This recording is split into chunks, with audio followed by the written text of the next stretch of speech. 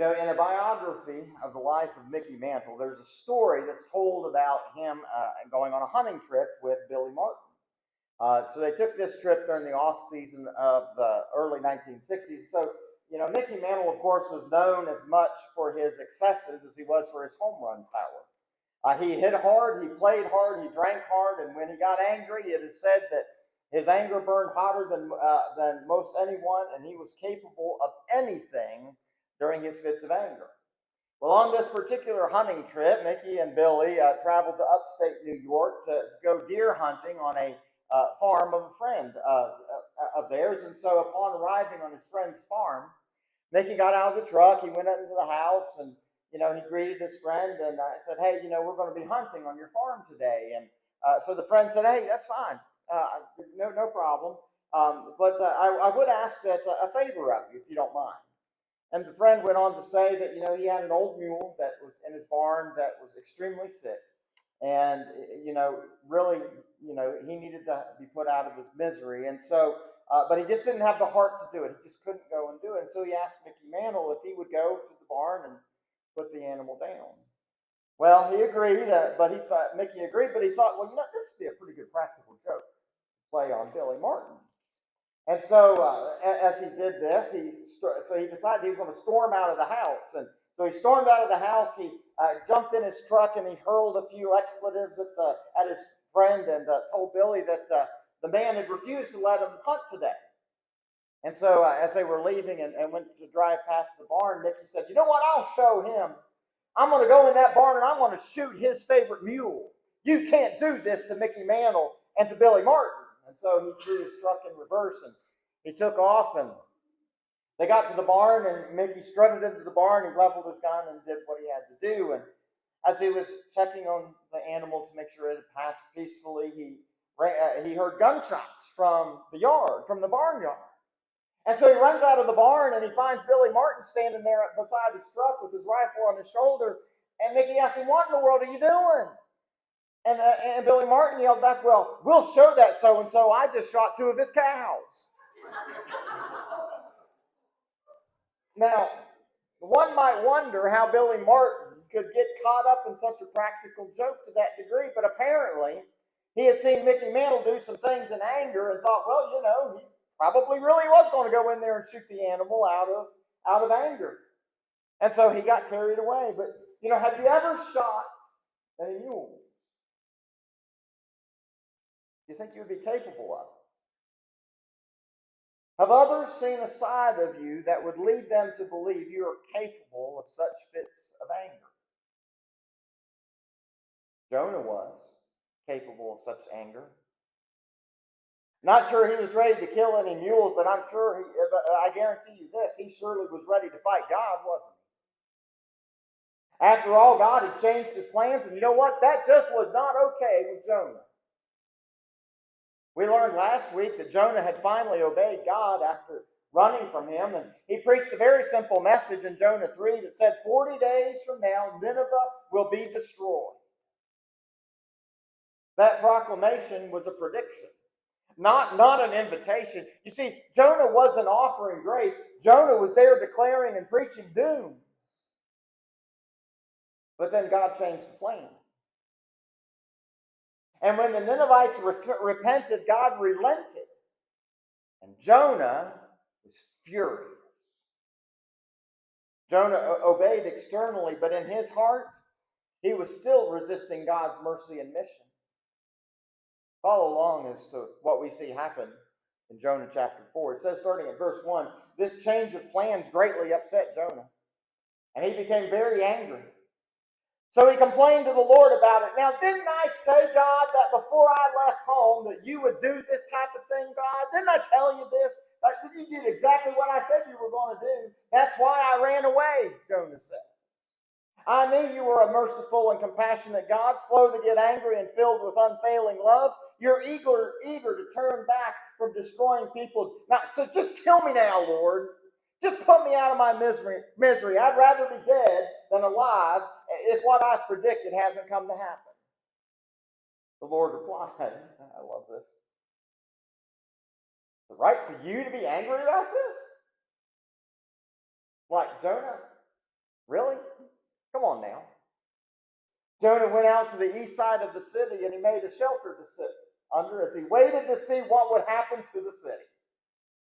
The Lord God arranged for a leafy plant to grow there. And soon it spread its broad leaves over Jonah's head, shading him from the sun. This eased his discomfort, and Jonah was very grateful to the plant, but God also arranged for a worm. The next morning at dawn, the worm ate through the stem of the plant so that it withered away. And as the sun grew hot, God arranged for a scorching east wind to blow on Jonah. The sun beat down on his head until he grew faint and he wished to die. And he exclaimed, "Death is certainly better than living like this." And God said to Jonah, "Hey, now Jonah, hold on a minute. Is it right for you to be angry because the plant died?" And Jonah retorted, "Well, even angry enough to die." And the Lord said, "Well, you feel sorry for the plant, though you did nothing to put it there.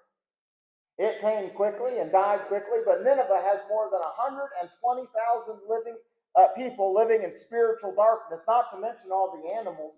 Shouldn't I feel sorry for such a great city?" God asked.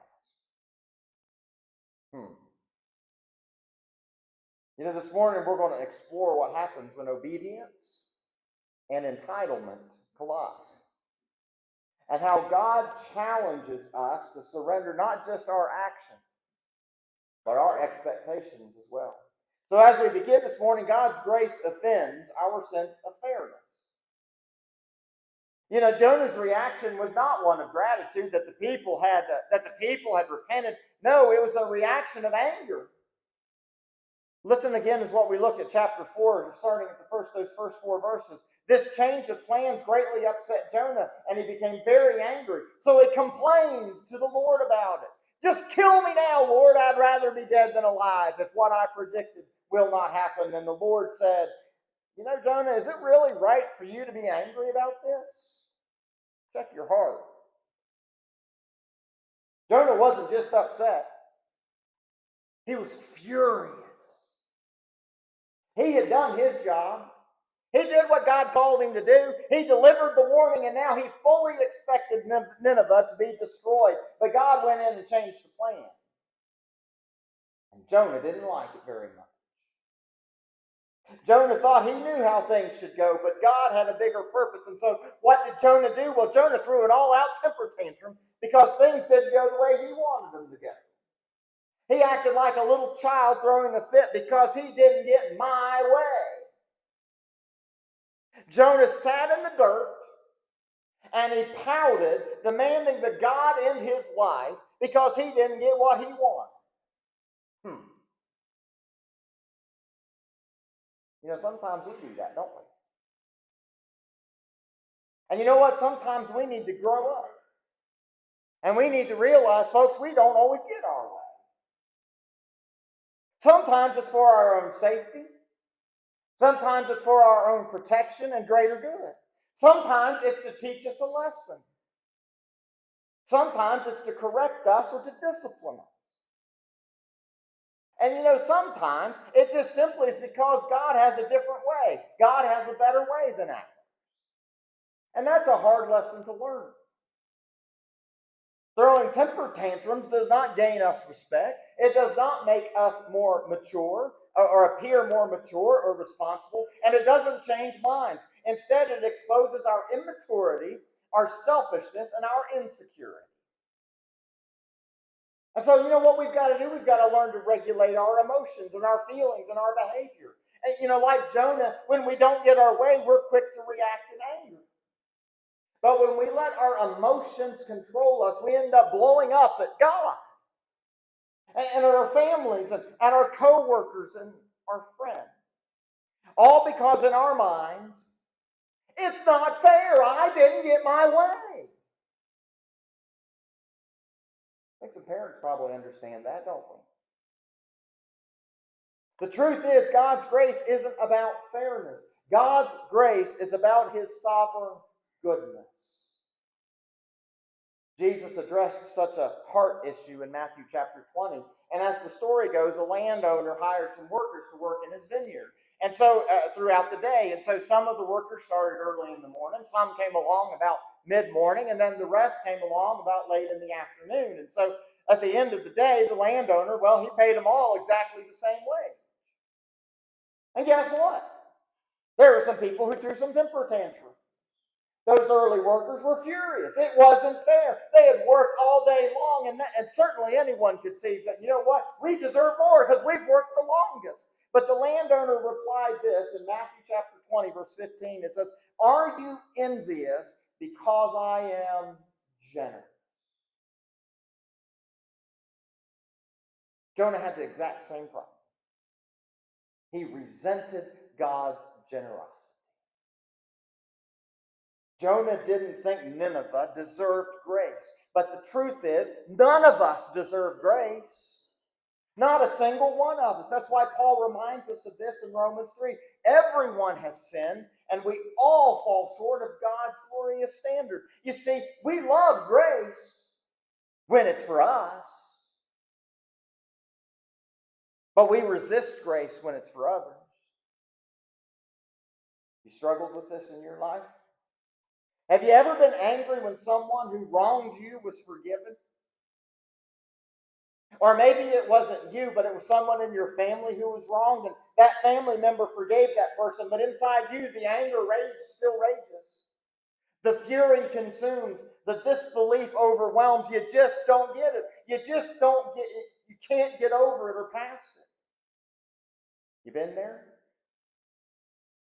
Or maybe you were disappointed when God chose to bless someone you didn't expect or you didn't think deserved it. You know, someone who seemingly should have been have nothing in your mind, yet God chooses to bless them, and sometimes it's in spite or instead of us.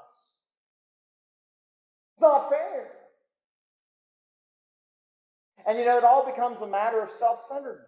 It becomes all about us instead of about God. And you see, Jonah's heart was still self-centered. He obeyed. Yes, he did what God told him to do, but he wasn't surrendered. Truth of the matter is this: God's grace isn't about fairness.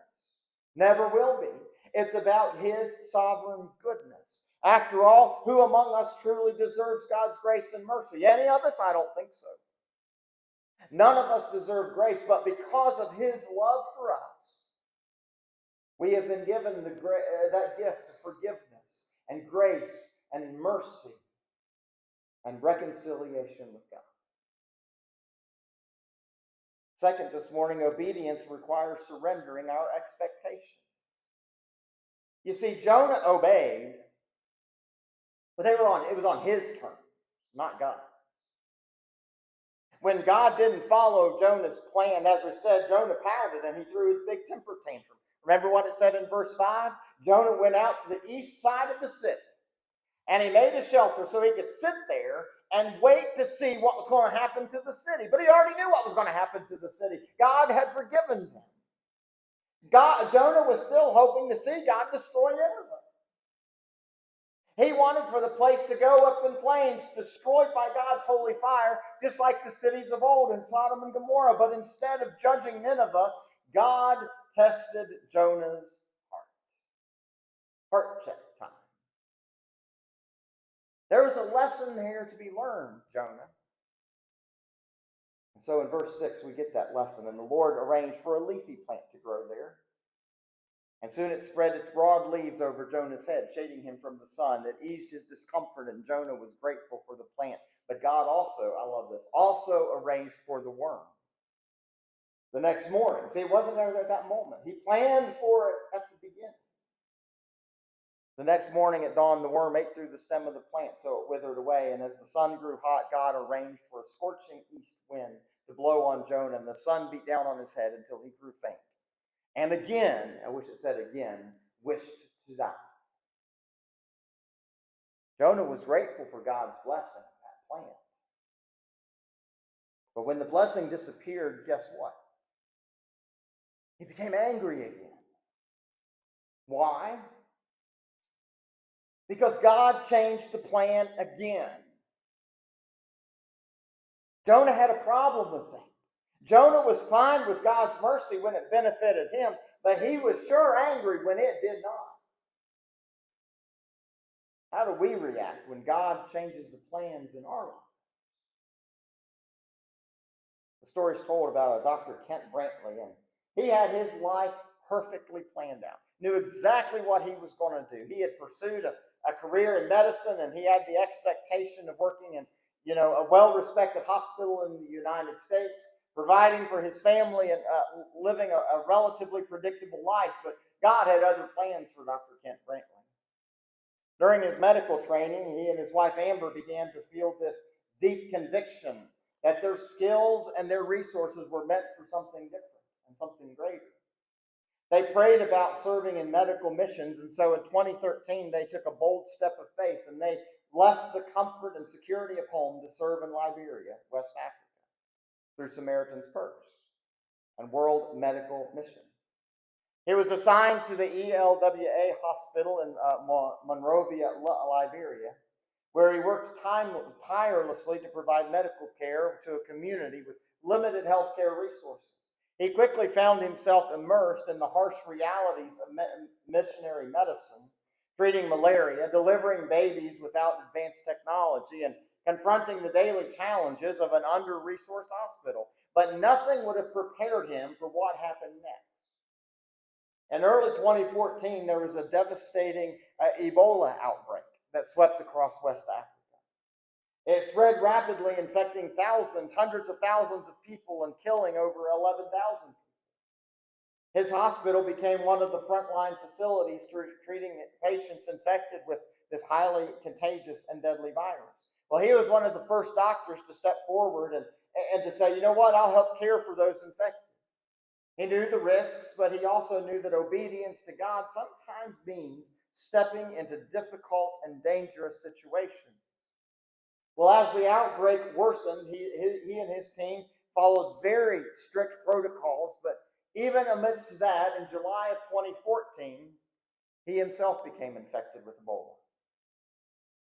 At first, he thought, well, this was just exhaustion from the long hours and the stress he was under. But soon he developed the high fever, the chills, and the body aches, which were all classic symptoms.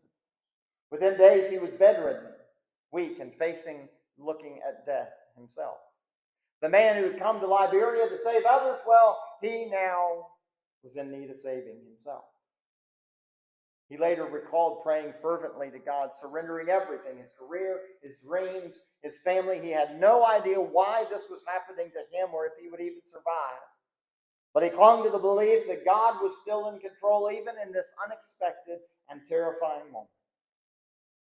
As his condition worsened, Samaritan's Purse decided to evacuate him back to the United States for emergency treatment. He was flown in a specially equipped medical jet to Emory Hospital in Atlanta, where he received the experimental drug ZMapp and intensive medical care.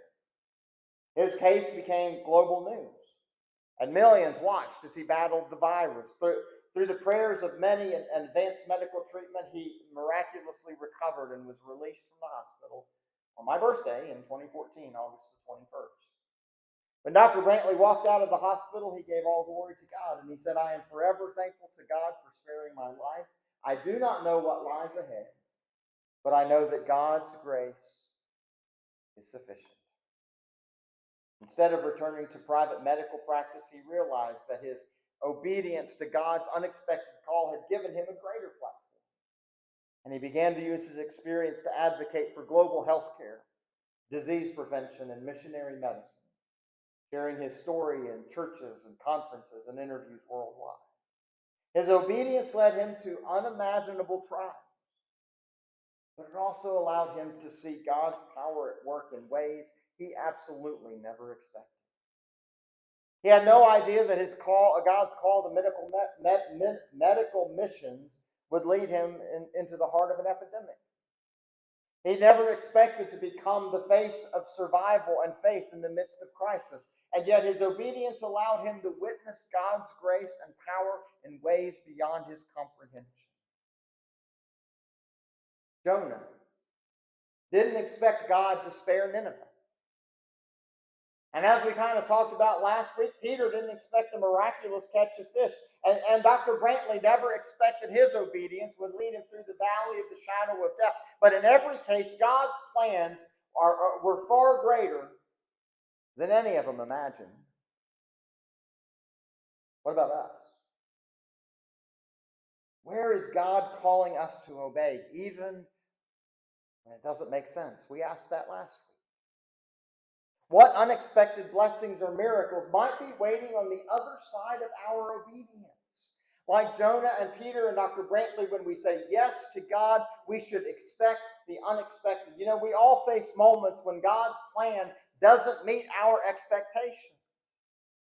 We thought life was going one particular direction, but all of a sudden it didn't.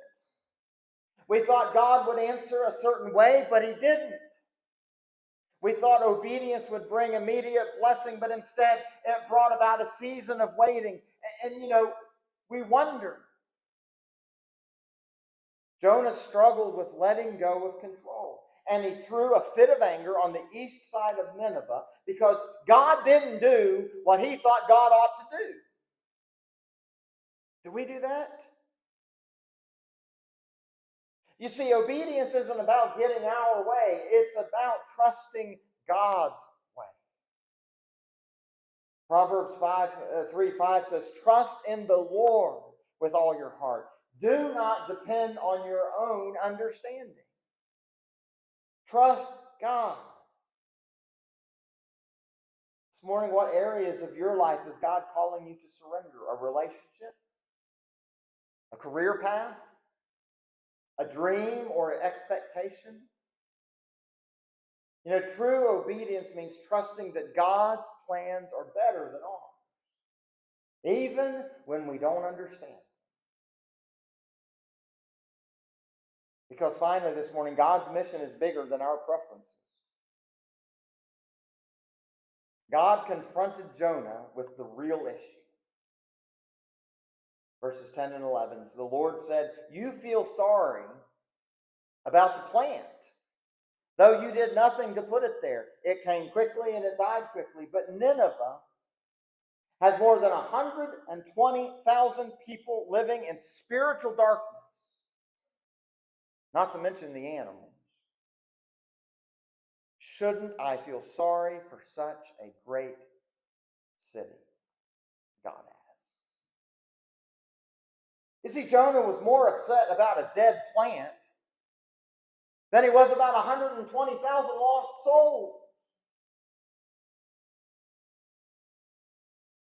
I think we get stuck there too. Jonah had lost sight of God's bigger mission. In Titus chapter 2, we read, for the grace of God has been revealed, bringing salvation to all people.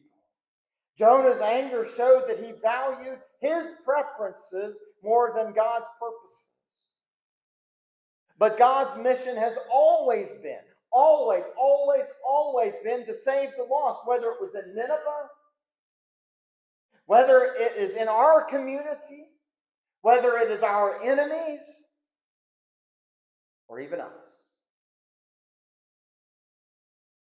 Folks, are we willing to surrender our preferences, our wants, our desires for the sake of God's mission? To serve where God wants you to go, even when it's uncomfortable? To obey even when God's plans change? To trust Him even when we don't understand? Folks, God has called us to take the gospel message into the entire world. It's not about bringing people to church.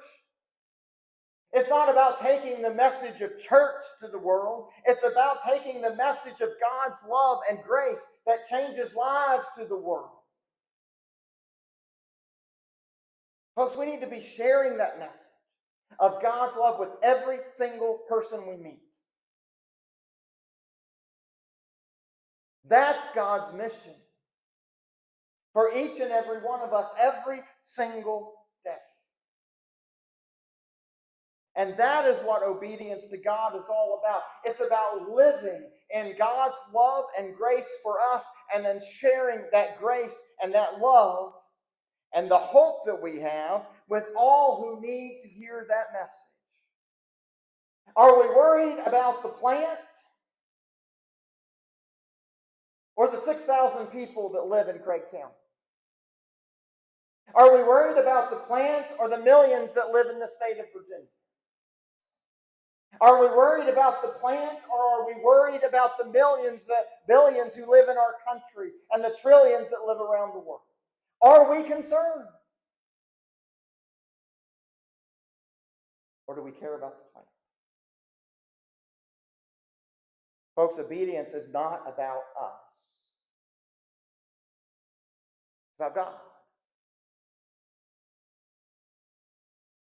Jonah's story ends with God asking a question. But you know what? We get to write our own ending to our story. Will we obey God? Even when He changes the plan? Will we celebrate grace even when it doesn't feel fair? Will we surrender even when we don't understand? Folks, true obedience is about trusting God, not controlling Him. Pray that this week we will ask ourselves and ask God, is there an area of our lives that we need to surrender? Where we need to surrender our expectations and obey no matter what God says. His plans are always better, every single time, even when they are unexpected. Will you trust Him today?